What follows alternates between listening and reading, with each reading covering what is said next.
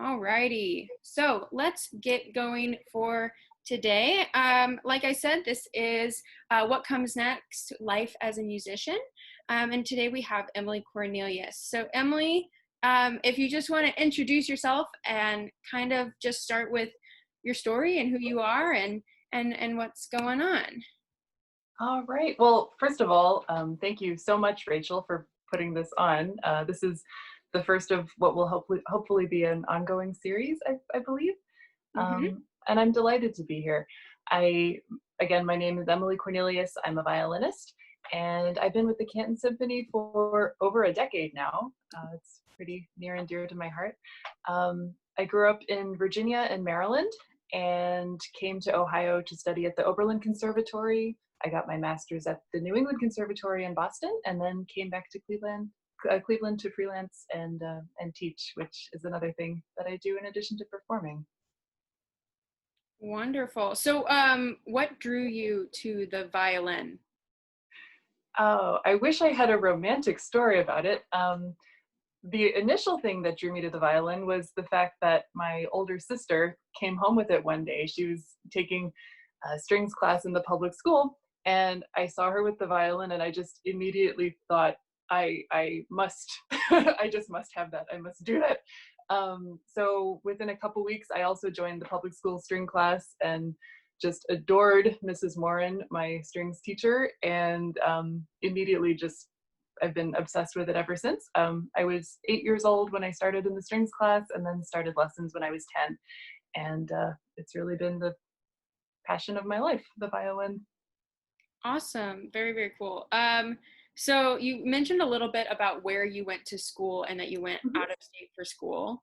I'm also someone who went out of state for school, so I totally get it. What drew you initially to Oberlin as a school? That's kind of a funny answer too, because I first saw Oberlin. I did an early application, I think it's called. So I auditioned in the middle of December, and it was it was blizzarding, it was cold, it was miserable. But as soon as I went on campus, I just got this amazing feeling from the students there and the faculty, and there's just something about the community there that just felt like this is where I got to be. So that's really it. I applied to a number of conservatories, and Oberlin just really spoke to me personally, and I really loved my time there. That's awesome. Very cool. So as you were growing up playing the violin, at what point do you think you knew this is what I want to do, as opposed to I just like to play the violin, but this is now what I want to do for my life? Yeah. Well, like I said, it's really from the first day I felt like this is part of me. But as far as pursuing it as a career, I really decided that around between the ages of 12 and 13. Mhm. And I certainly had a large support group with my private teachers and my parents, who were incredibly patient and supportive in every possible way. So I guess as a team, we really all decided, but it was definitely my obsession. So by the time I was 13, like that was it. Gotcha. Very cool. Yeah. Okay, so you went so you have a master's as well. You have a bachelor's and a master's. That's right. And so what do you do now? Now that you have those degrees of being able to play the violin, what do you do now? That's a very interesting question at the moment. So before March, before the middle of March this year, I had a really active and fulfilling freelance career. So I have contracts with a number of orchestras, including the Canton Symphony and the Blue Water Chamber Orchestra in Cleveland and the Cleveland Pops. I do a lot of substitute playing as concertmaster with the Erie Philharmonic in Pennsylvania. And I also do some chamber music, and I have a large teaching studio. I have about 20 private students that I work with every week. So it's been a really nice balance. And I've gotten to do, part of the reason I love freelancing is that I've gotten to do a little bit of everything: orchestra, solo, chamber, recital, little bit of experimental. So that's been a really good variety. So that's what I've done up until March. I Yeah. think we'll talk about this a little more over the Oh, yeah. conversation, but things have changed. Yes, yes, we'll definitely get into that because there's a lot to dive into there. But with all these different projects that you do, how do you get into that? How do you join those projects? Is it just auditions, or is it something more than that? Like, who do you know and that sort of thing? Mm-hmm. No, that's a really good question. It's definitely both. You're you can't get into a group without being able to play at a certain level. So the audition is certainly important.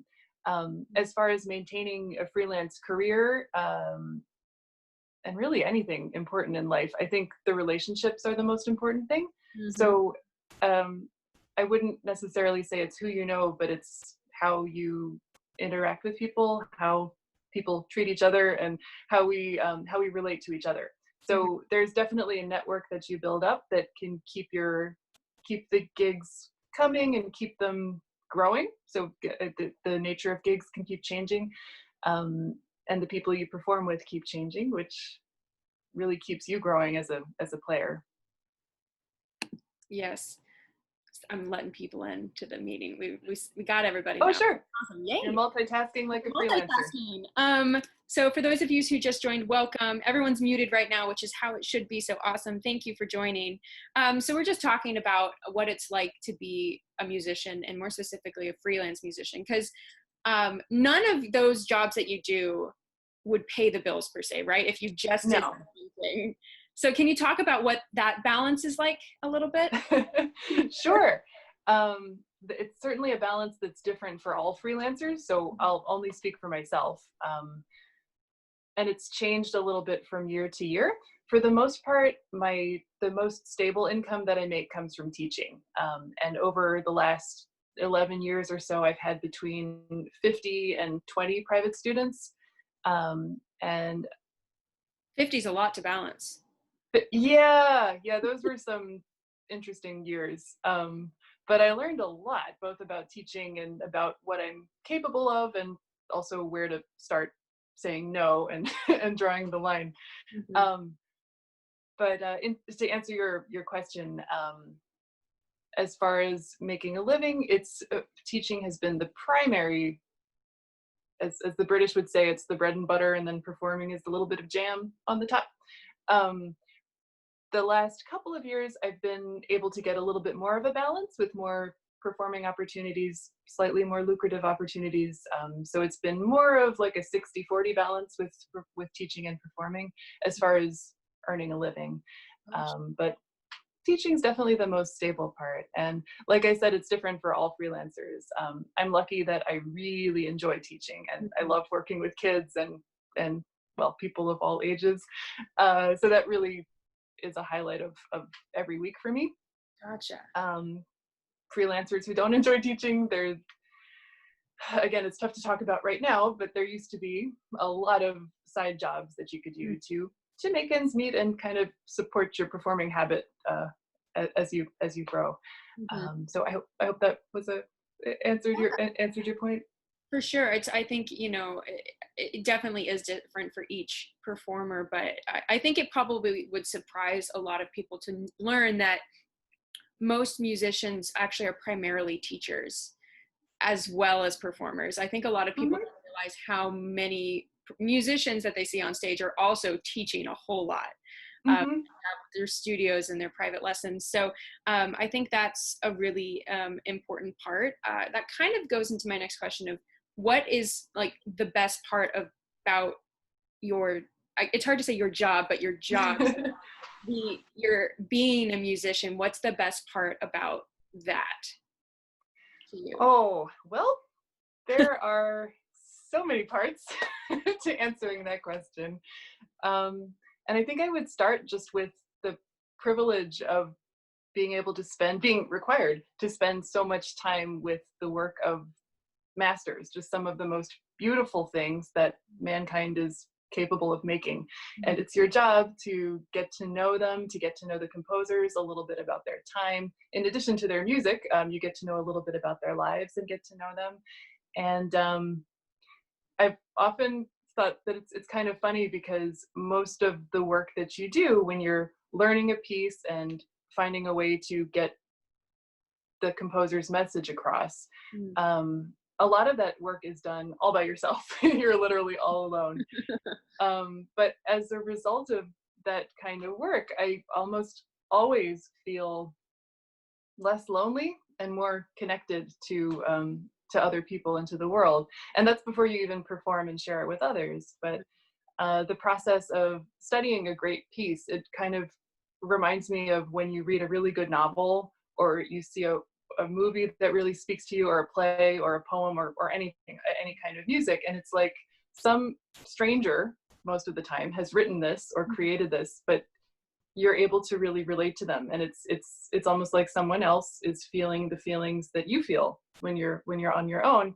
And it just it satisfies a kind of curiosity, and it also, deeper than that, I think it makes you feel like if you're able to understand somebody else's feelings like that just through the work that they do, it's possible that others will be able to understand you. And that just, I find that really reassuring. So Yeah, that's one really beautiful part of being a musician. yeah. Um, and then the set, how long do we have for this question? Oh, I have, as long as you'd like.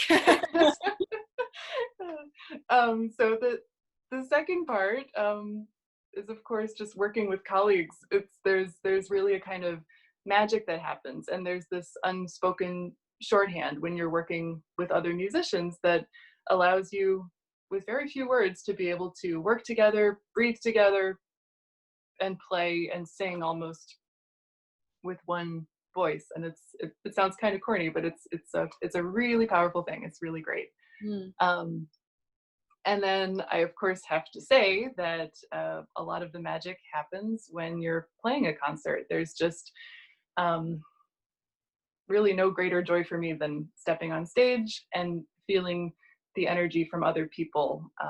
That whatever's going on in their lives, they come to your concert or the living room or wherever you're playing, and they give you their time and their attention. And there's this almost chemical reaction that happens, and that's what I really miss more than anything else, in terms of the current situation where we're not able to have live concerts, because there's something about when you're performing on stage for other people, it is not the same feeling. It's not anything like being watched on screen. Mm. And when you're a very attentive, engaged audience member, it's nothing like watching a video. It's like you are really part of the performance. So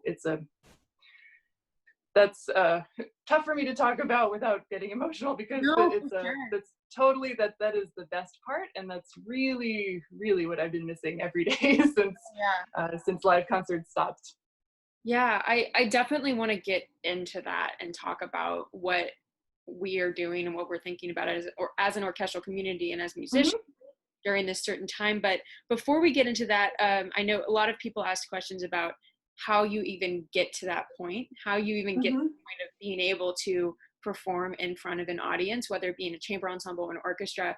So maybe you can touch on maybe like the biggest challenges that you've gone through to get these positions, to build up your studio, to build up these connections that you have, and to ultimately, win auditions and that sort of thing, and your the process that has come to where you are now in your life with the number of opportunities that you have. Hmm. Well, I guess, I mean, I'm trying to think. I don't have anything. I have to say, I don't have anything original to offer about this.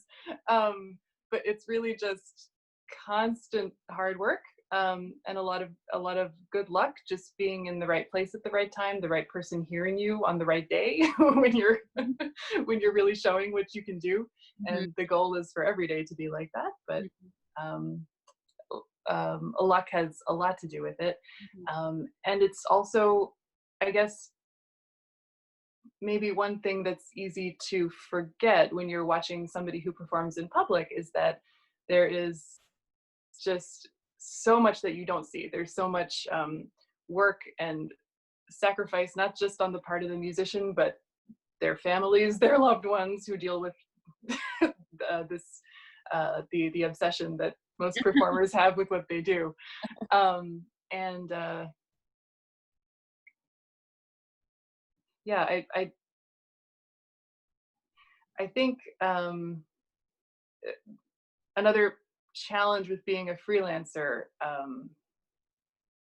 can be just the way society sees musicians, and it can appear very glamorous and beautiful, which a lot of concerts that is the case. It's a beautiful thing, and we want it to look glamorous and fun and show people a good time. But there's so much hard work that goes on behind the scenes, and the other side of that for freelancers is that we're only paid for what we do in public, and all of the preparation for every concert, and then the years of training, which starts when you're very small, that's not taken into account financially. And I feel like maybe I'm sure a lot of people do have an idea, but I think some people don't. So if that's helppful at all. Yeah, that, that 1 hour on stage was countless hours practicing at home. Right. So yeah, I think it's like the tip of the iceberg that people see versus everything underneath the ocean. Yeah. Yeah, I think that's, all that hard work, and it's really just a lot of hard work to get to where you are, and luck, like you said. And then I guess we can kind of transition into a situation like this of being a freelancer, being a musician at a time where we can't have concerts for the health and safety of our community. So get as deep as you want to, it's completely up to you, but how has this kind of affected your day-to-day life, just so people can kind of understand what this has been like for a musician?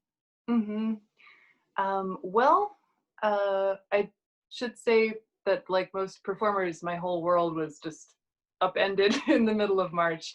And I'd had a really busy season so far, and then I had been preparing for months of concerts that I was so excited about, and then within 2 days, they were just abruptly canceled. The whole calendar was wiped clean. All the work I'd done was just not going to be shared with others. And my life before was always a question of, am I taking on too much? Am I going to be able to physically and emotionally do all the things that I want to do and have agreed to do? And then just overnight, it was just like, oh, how do I keep going? How do I fill my time? What does any of my work mean? What is anything that seemed so important to me, or that I measured my life by, what does that mean now? Because it temporarily has just stopped. So that's been a huge a huge shift. I also, just like performing with live audience, teaching music is it's so important to be able to interact in person. And I'm really grateful that I've been able to move most of my teaching studio online. So I have lessons now on FaceTime and Zoom, which are incredible tools. They were not designed for music lessons, so there are lots of frustrations, and that certainly changed my teaching life. So I can't even say how much I miss seeing the kids and interacting with them in person, and they tell me funny stories when they're unpacking, and like all those human elements have been flattened by the by the screens. And in addition, when I'm teaching, I certainly, there's the usual challenges of technology and people's internet connections, but I can also tell that my students' lives have been disrupted at least as much as mine has. So that's been a struggle, and it's tough to connect with them in the same way. So yeah, teaching has been very different. Performing has been very different. I've been, like most people, I've been spending a lot more time alone. And as someone who's been a compulsive practicer since I was a teenager, and I'm lucky that I enjoy practicing most days, I am used to spending time alone. But the quality of the alone time now is very different from when you're spending time by yourself to prepare for a concert. And just the anxiety and the uncertainty and and simply the amount of time that you have to think about, and it's very important to think about and spend some time on, but just the sudden enormous amount of time that you have to dwell on the trauma that the world is going through, that's been really different. And it's hard to keep the balance of being positive and trying to still find ways to reach out to others, but you can't hide from the reality of what's going on. So many lives have just been upended and destroyed, and we have to find a way forward. Yeah. This took a bit of a dark turn. I'm sorry. No, I think it's. But yeah, things. Yeah. Sorry. How do you still connect with people, and how do you still like stay relevant in their eyes? Like, 'cause concerts aren't happening, so they're not seeing the musicians. So how do they see the musicians? And I happen to be friends with Emily on Facebook, so I've been seeing a lot of what she has been doing to kind of connect with people, and maybe it's a little bit of therapy for you as well. But you've been making these really funny like little videos using acapella, which is an app. And I just wanted, if any of you who are watching want to look them up on Facebook, they're very, very fun. But kind of what started you making that first one? Is this something you did before the pandemic, or is this something that grew from, I'm home alone now, what do I do? Yeah, no, that's a good question. And yeah, the funny thing is I'm a very shy person. I love to perform, and when I'm on stage, like that a different persona comes out, but I'm naturally really introverted. I'm kind of shy, and I have been since I was a kid. But so with just having said that, if someone had said to me in February that you're going to be posting videos of yourself playing the violin on social media voluntarily, I would have just thought you're insane, that I would just never ever do that. Oh my goodness. But then towards the end of March, I hadn't shared music with anybody. I really felt a need to spend time with my violin, because that's, it's my companion. That's it's what I do. And I found myself playing a lot of solo Bach because I was by myself, and I just started recording it. And at the end of March, I shared a video of myself playing one of my favorite Bach movements, and I thought, well, this is kind of embarrassing, but other people are doing it, I'm going to give it a try. And I was really amazed that people just seemed to love it. There was a really nice response to that. So I started sharing at least one a week, and it started just with some Bach and some of my favorite serious music. And then a lot of musician friends have been using this a cappella app that you mentioned, and there were a cappella challenges and going on, and it was just kind of a sweet, constructive way to spend your time and kind of lift your spirits. But I thought, this is silly, I'm not gonna. And then I tried it once. And as soon as for those of you who don't know the app, it's this app that lets you layer tracks on top of each other with different boxes. So you can have two people playing together, both, in this case, both people are me, or four people or three people. And as soon as I started doing this, I realized not only can you sort of play chamber music or have a little band, but the people in various boxes can also interact and make fun of each other. And I've just had a really unexpected blast making these. So I've gotten kind of hooked on them. I have a lot more to share, but they're just 30-second little comic strips, and it's been really fun for me. And it reminds me of when I was a little kid. Like I said, I was super shy, but I do remember when I was about 9 years old, my father got a video camera for home use. And those of you who grew up in the 90s kind of remember this was a big deal if you had a home video camera. And one day he got a tripod, and I realized there was just something about it. I started making these really ridiculous videos when I was a kid, like doing mockumentaries and spoofing commercials and trying to sell objects in my house because it made me and my friends laugh. But I didn't like share this with anybody else. It was just kind of a family joke. And I really, it was a side of my personality that never came out in public. So I feel in a way that's kind of happened now. It's like there's this goofy app. I am by myself in my apartment, And weirdly enough, I love sharing it with other people. So the other thing that I've done recently is to start a YouTube channel. Another thing I never thought I'd be comfortable doing, but initially I started sharing just the Bach movements and some more traditional violin rep. But I've recently started sharing the a cappella goofy videos too, because Mm-hmm. it's fun. And while I'm making them, I'm able to forget a little bit of the stress that's going on. You never entirely get away from it, but it's been a really good outlet for me. Helps me blow off some steam, and it's been making people laugh during a really difficult time. So that's really rewarding. Uh-huh.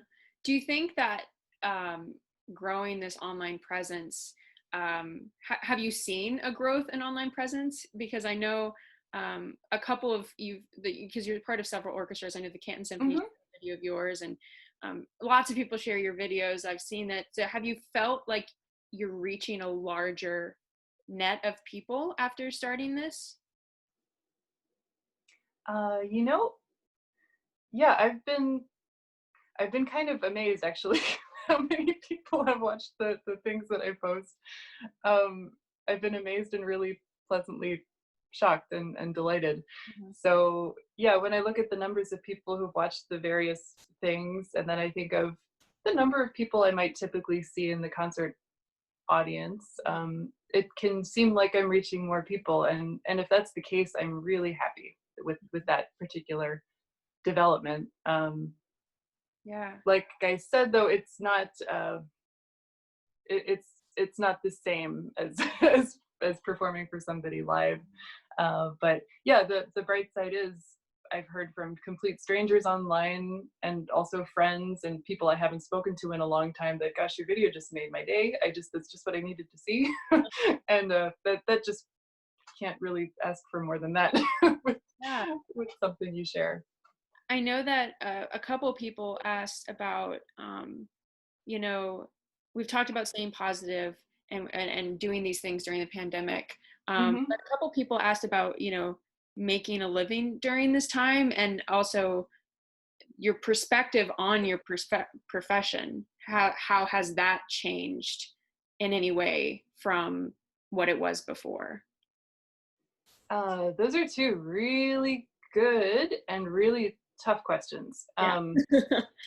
As far as making a living, I shouldn't really mince words about it. I feel like I'm pretty much just treading water at the moment, as far as income, and it's mostly coming from teaching my students online.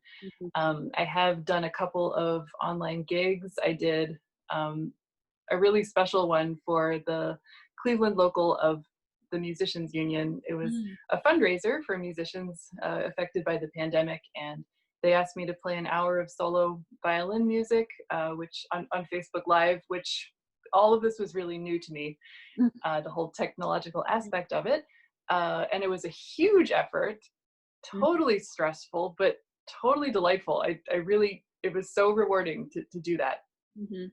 So I would definitely recommend, if you have any interest in trying, you don't have to do a whole hour the first time, but if you have any interest in performing online, there's Facebook Live, there's YouTube Live, Mhm. and there's also just sharing a little bit of a video that you've made. It's easier than ever to do. Mhm. Um, in terms of other ways to monetize, it's tough, but I think in a way it's similar to why do you go in the question of why do you go into music in the first place. And I don't think I think I can safely say that classical musicians don't go into the profession thinking this is how I'm going to make my first million.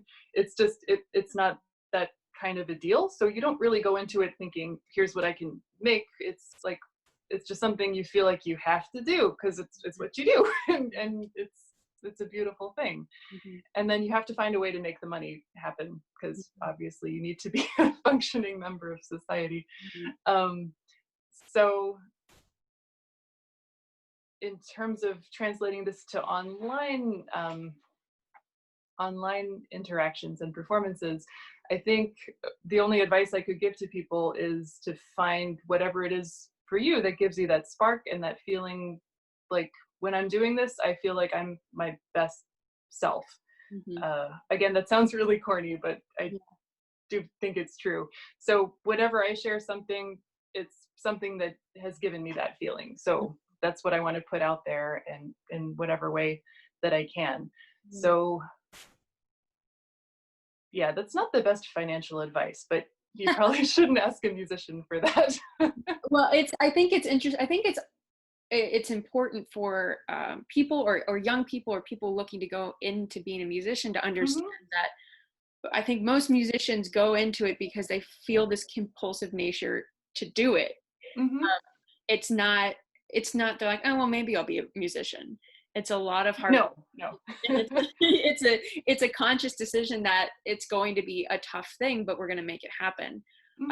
And I think a lot of the world is starting to realize, because suddenly the music got, or the performance got taken away, that this is a very valid profession, and that it's a lot of hard work, and that musicians put in a lot of effort and do a whole lot um, for the community and for people. And like you said, whenever you put something out there, you're putting out there because you love it and you want to share with someone and you want to give an experience to someone. So, I've heard you say, hard work, and you love it and you just had to do it. And most musicians that I know, I don't think I can think of a musician that doesn't have that feeling. They're all saying, no, I just had to do it. So Yeah. I think that's an important thing to think about when you want to go into this field or you want to be a musician, is that if you're going to do it full time, you got to put in that work and make it work. And there's going to be lulls, ebbs and flows of work. And so this is definitely an ebb. Yeah. Um, And I should also say that there will also be ebbs and flows in your particular feelings about what you're doing. And there will mhm, just invariably be days when you feel like I am not as good as I thought I was, or I don't feel like I can actually do this. And who do I think I am doing this in public? mhm. Um, and that's something that you can push through, but Yeah, I think it's natural if you're a thinking person to have days like that too. And it's easy to talk about, yes, I have a passion for this, I've been doing this since I was 10 and it's my whole, but that oversimplifies it quite a bit. There are lots of ups and downs, for not sure. just financially but also personally. For sure. I think that, people asked about, you know, innovations that musicians are having to think about right now. And we've addressed Hmm. those with social media, online presence, doing lessons online. Um, what do you have any ideas? I mean, the entire industry is thinking about this right now, so no one actually has answers, but, um, moving forward, what innovations are musicians and orchestras gonna have to make to keep the music alive and to keep doing performing after kind of an ebb like this? What do you have any perspectives on that? Well, I definitely think that events like what you've put on today, I think that does at least as much as putting videos of performances out. Because I think what people are really missing, and I shouldn't say people, I'm just speaking for myself, what I really miss is connecting with people directly and hearing from them. Hmm. And I feel like when you go to a concert and it has the best effects, it makes you want to be a better person. It makes you want to be kinder or more patient with people, or just reach out to people, or think about yourself in a broader context than just your particular narrow life. Hmm. Um, so I feel like any way that we can still connect with people, and this is a big one, just featuring actual living musicians, and hopefully hopefully people enjoy spending time with us here and there for at least an hour. Yeah. Um, so events like this, I think, are big. Definitely putting whatever positive musical message you can out there. People need it more than ever. This is also hardly an original thought, but I've certainly noticed since the first day of the pandemic, when people are by themselves and they're depressed or frustrated or scared or lonely, they turn to the arts. And by the arts, I mean music, film, Netflix, visual art, creating art yourself. There's definitely definitely more of a need than ever, or at least as much of a need as ever. So I don't necessarily worry about the market changing.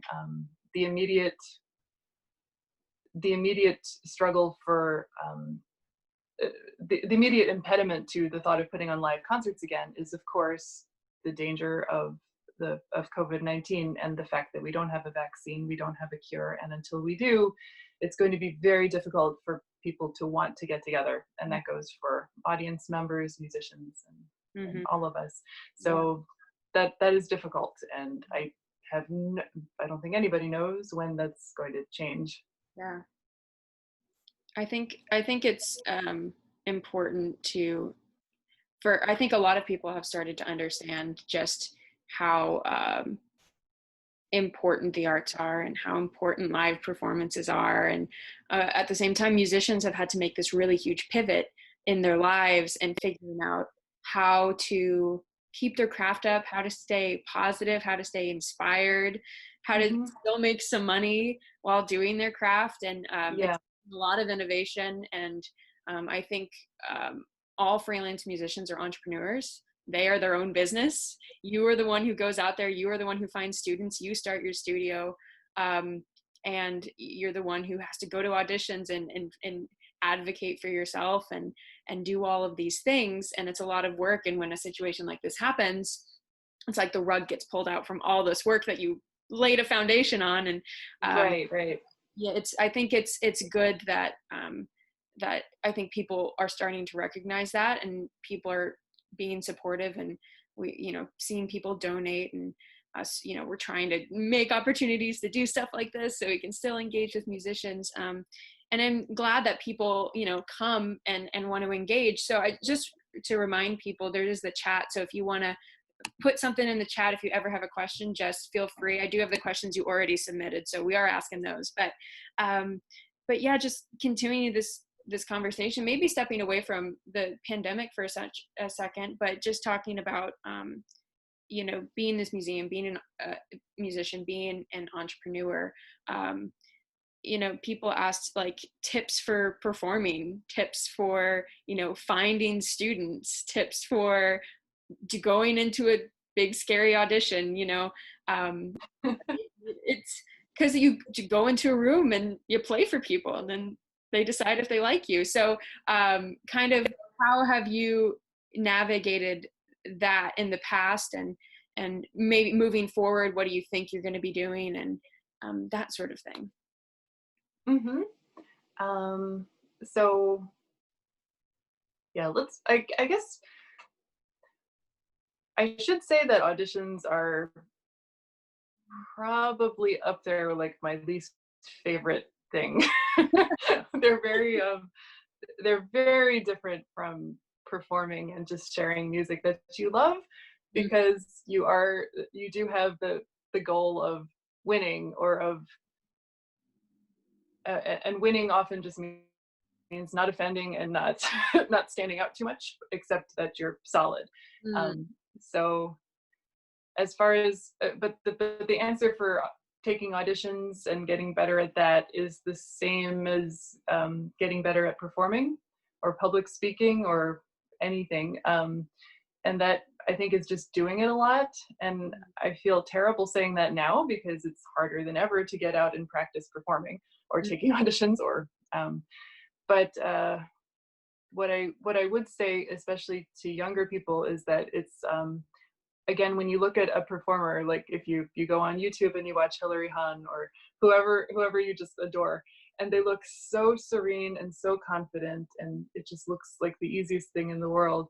I think the thing to remind yourself of is that I don't think any great performer is just like, it never feels like you're in your living room and just sitting at home, but it's like you can get a lot more comfortable with being uncomfortable.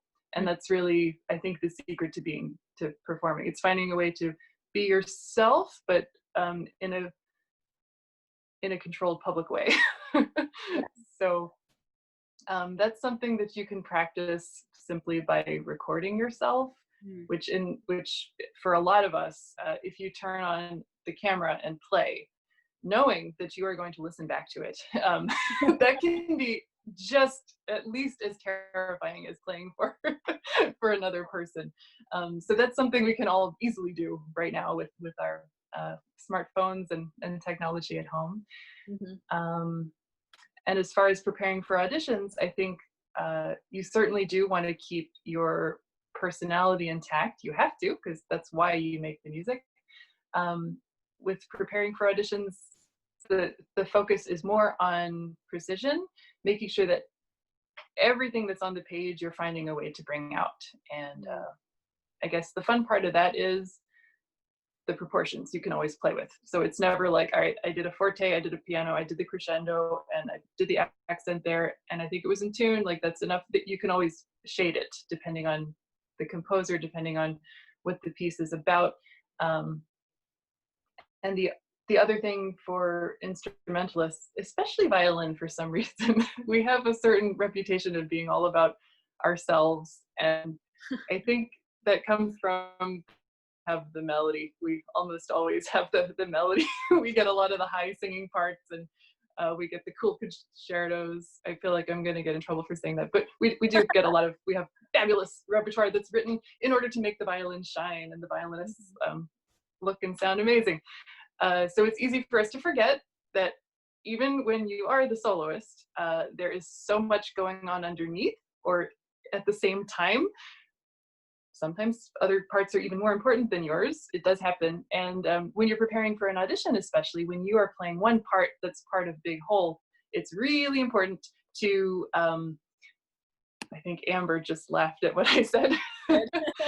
When you're playing, especially for an audition, when you're getting to know a piece where your part is part of the big whole, you really have to know the context of what you're doing. So I do think when you play a part, an orchestra part by yourself, somebody listening can hear, like, you know that the timpani has just played the triplet, so you need to match that triplet, or you know that the bass is going to, this is a duet with the clarinet.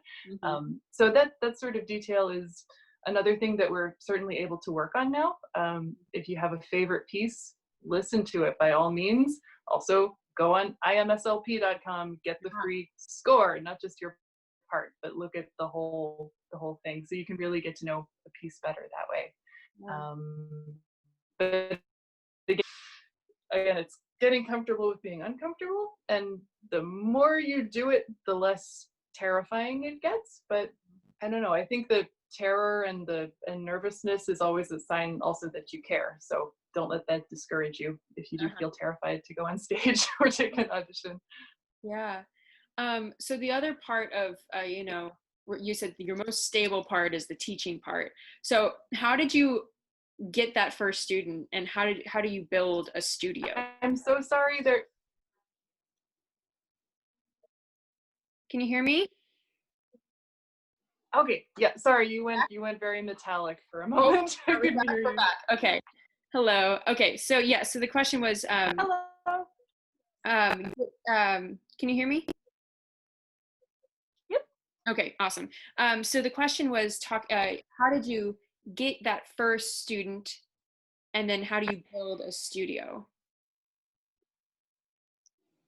Well, for me personally, I just started, I applied for a job at a community music school. So it was just close to where I lived. And one teacher just loved, I literally walked in off of the street, and I'd never taught anywhere. I just sat down and had an interview with the director of the school and said why I wanted to teach.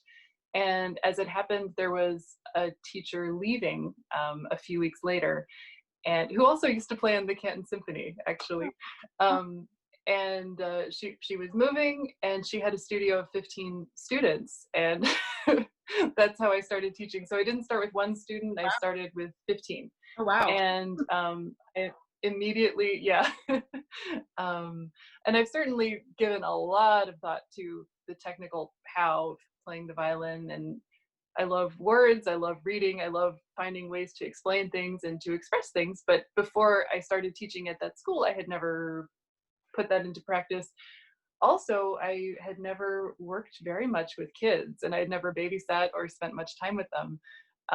So I was really nervous at first, and I did a lot of reading in advance and a lot of just online Googling and hanging out on violinist chat forums, like, how do you teach this? How do you structure a lesson before I started? And then there was a lot of just on the job experimenting and noticing what worked. But what I did notice right away was, despite how nervous I was, I would feel really weirdly happy after teaching, even if it was a frustrating day or kids were rude or parents were having bad times or whatever.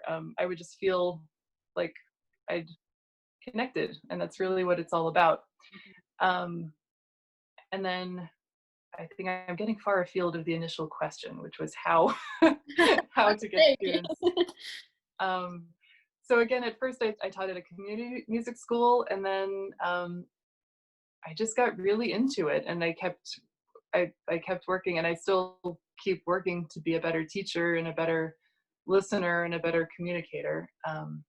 And yeah, so I kind of hit the ground running, and at this point, it's just word of mouth that I get new students.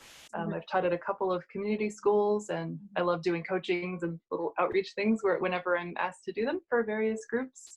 But right now, it's just word of mouth. And again, that I guess comes back to the freelancers community. Like, you do your best, make connections with people, and it just grows naturally.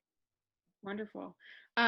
So we've got about 10 minutes left, and I just wanted to, a couple people were asking very simple. You mentioned Bach a lot, but who's your favorite? What's your, I get, this is a really hard question to ask musicians, but do you have a favorite composer? And then is there maybe a Oh, favorite piece of music to play? that's a great question, and it's impossible to answer with just one word or one name. Um, so my cop-out answer to this question is, usually my favorite piece is whatever I'm working on at the time, because I feel like when you commit to performing something, like, you got to find a way to fall in love with it, and sometimes that just happens naturally. Like, here I go with some naming. Beethoven's Seventh Symphony. The first time I heard it, it was just like, ooh, it's just amazing, and you just want to hear it again and again and again. I played it so many times, and every time we get to the second movement, it's just, oh, it's so incredible. Incredible. There's something about Bach that it's just so perfectly put together, so architecturally stunning, and you can hear the same movement of Bach interpreted by 19 different people, and there's still like a kernel of something that's so perfectly formed and expressed. So even if you almost, as long as you have a good intention with it, I feel like you can't ruin it, because it's just so beautifully put together. But yeah, I mean, most days it's Bach and Beethoven. Just never, there's something about it that they just never get old. Then there are others that I absolutely, some days I have to hear Stravinsky, I have to play it, or I need some Shostakovich or some Brahms, and they're all, I hate making a hierarchy, but I would say that Bach and Beethoven, there's some, like, every single day I'm I'm there. I kind of need it. I think that's a really good way to think about it, is your favorite piece is whatever you're working on. I think that's a really good way to think about it, because that kind of goes into what you were talking about earlier with, having a passion for this and being all in all the time, and when you're having that ebb of maybe you aren't as emotionally invested, or you're feeling downtrodden, or you're not sure why you're doing this anymore, if you find a way to fall in love with the piece of music that you're working on right then, I think that could certainly help during the troughs of, the emotional walls you hit when you're a musician. So I think that's really, really cool. And just maybe some closing thoughts as we finish today. But what do you think people need to know about, we've mentioned this a lot, but what do you think is, like, maybe the most important thing for people to understand about being a musician? People at large or students? People at large, and then maybe more focused on students who want to become musicians as well. Well, I guess people at large, it's like,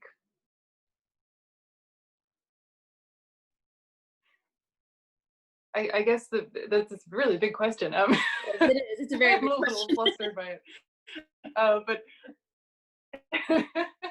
um, I think the main message of music, and the music that's lasted for centuries, is finding a way to connect. Um, and um, I feel what I'd like to see more with institutions and audiences is just to keep getting more inclusive and more variety of programming, and just finding different ways to bring people in.